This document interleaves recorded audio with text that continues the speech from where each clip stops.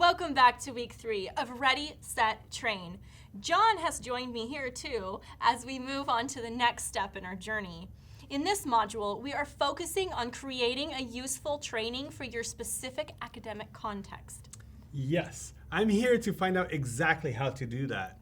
How to create a useful training. So where do I start? Well, you've already started. You've picked out a training topic based on the results of your needs analysis. Yes, I want to focus on engaging students through student-centered teaching. My course goal is for participants to be able to use student-centered teaching strategies in their teaching context. That's a great topic. So the next step is to decide what you want your participants to be able to do with the content. What skills related to student-centered teaching do you want for them to gain? These statements of specific skills that you want your participants to gain are called instructional objectives. These objectives will guide you as you are planning your training and assessing your participants. That makes sense. In the classroom, I use my objectives in the same way. I use them to plan my lessons and create assessment. Right.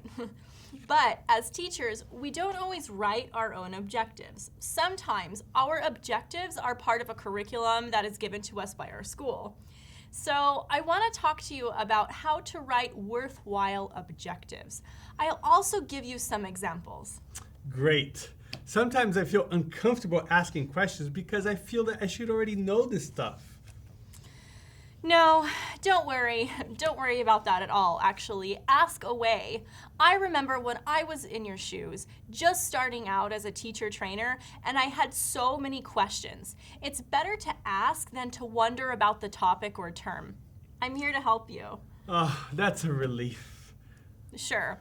Now, when we're writing objectives, first, we need to understand the difference between activities and objectives. We don't want to simply write activities when we should be writing objectives. How do I tell the difference? So, as I mentioned earlier, objectives are the statements of specific skills that you want your participants to gain from your training. For example, by the end of the lesson, participants will be able to define characteristics of student-centered teaching. And then activities are the experiences or events that you have your participants engage in to gain those specific skills. For example, by the end of the lesson, participants will read a short article on student-centered teaching. Okay, that makes sense. So I need to make sure that I'm writing objectives and using the activities as a way to achieve those objectives. Yes.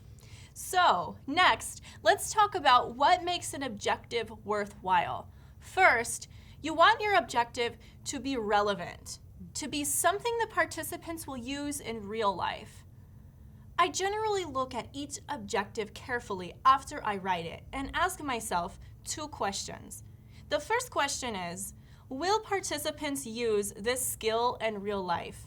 And the second one is, if not, do participants need this skill in order to gain another useful skill?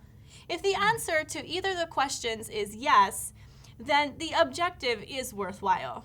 Yes, why would I have them focus on something that they'll never use in real life? Okay, got it. Right. So the other thing that makes an objective worthwhile is writing objectives that focus on application. How do participants apply or use what they learn? For example, you might want your participants to be able to identify some strategies of reflective teaching, but you also want them to use their strategies in their lessons. Yes, I want to write objectives that require more than just memorization. How will the participants actually use reflective teaching practices in real life as teachers? You're on the right track. For some more tips on how to write good objectives, take a look at the reading in this module. You're going to need those tips before you write your own objectives. I'll read through that. Thanks, Amelia. I'll meet up with you later on this module. I'm happy to help. Good luck, and goodbye for now.